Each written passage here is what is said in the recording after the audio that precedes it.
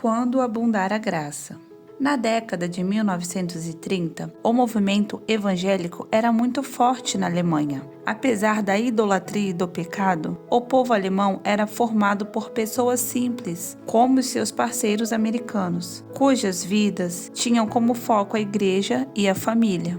Dietrich Bonhoeffer, um dos líderes cristãos da Alemanha na época, pôde ver o início de um movimento que o preocupava muito e cujas crenças se baseavam em um conceito falho da graça. Nada pode mudar a condição espiritual de um cristão com Deus, nem mesmo o número de pecados cometidos. Bonhoeffer se opôs a esse movimento ímpio para evitar a sua expansão. Antes de ser morto pelos nazistas, escreveu em seu clássico livro Discipulado essas palavras imortais: a graça barata é um inimigo mortal da igreja.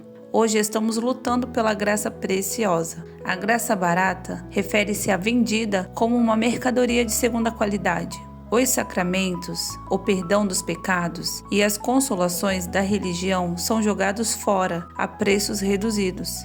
A graça é um tesouro inesgotável da igreja, de onde chovem bênçãos com mãos generosas, sem perguntas, sem limites, graça sem preço, graça sem custo. A essência da graça, supomos, é a conta paga antecipadamente. Assim tudo pode ser adquirido gratuitamente. Como seu custo é infinito, as possibilidades de usufruir a graça são infinitas. O que seria a graça se não fosse barata? A graça barata é a pregação do perdão sem exigir arrependimento, o batismo sem a disciplina da igreja, a comunhão sem a confissão, a absolvição sem confissão pessoal. A graça barata é sem discipulado, sem a cruz, sem Jesus Cristo vivo e encarnado. A graça preciosa é o tesouro escondido no campo. Por causa dela, o homem vai e vende todas suas posses. É a pérola de alto preço, pela qual o comerciante vende todos os seus bens. Essa graça é cara, pois nos chama a seguir. É a graça porque nos chama a seguir Jesus Cristo. Ela é cara porque custou a vida do homem, e é graça porque dá ao homem a única vida verdadeira.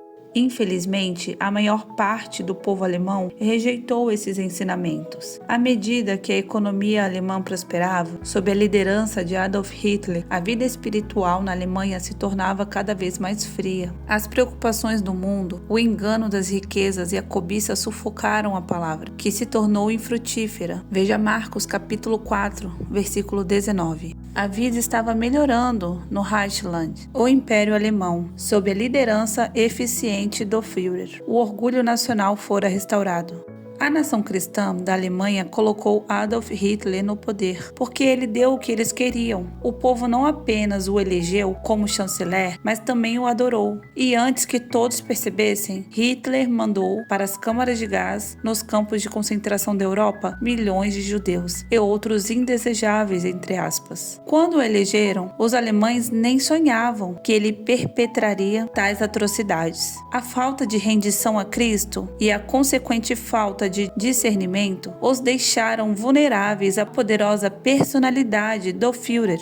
Temos difamado tanto o povo alemão que facilmente o colocamos nos moldes de Hitler. Nós nos esquecemos de que se tratavam de pessoas comuns, como nós. Só queriam uma vida melhor para si mesmo e suas famílias. Com Hitler no poder, muitos se tornaram desumanos, pois o cristianismo não estava arraigado à sua consciência, e o clima moral daqueles dias os dominava. Não havia nada para impedir que descessem as crueldades do inferno. Nós nunca faremos aquelas atrocidades, declaramos. Caro leitor, a nossa cultura é muito mais influenciada pelo espírito da Babilônia do que a deles. Corremos o risco de estender o tapete de boas-vindas não para um ditador nazista, mas para o homem que colocará o mundo em uma violenta rota de colisão com o propósito de Deus. O mundo já está pronto para esse líder. A única oposição real é a da igreja cristã. Contudo,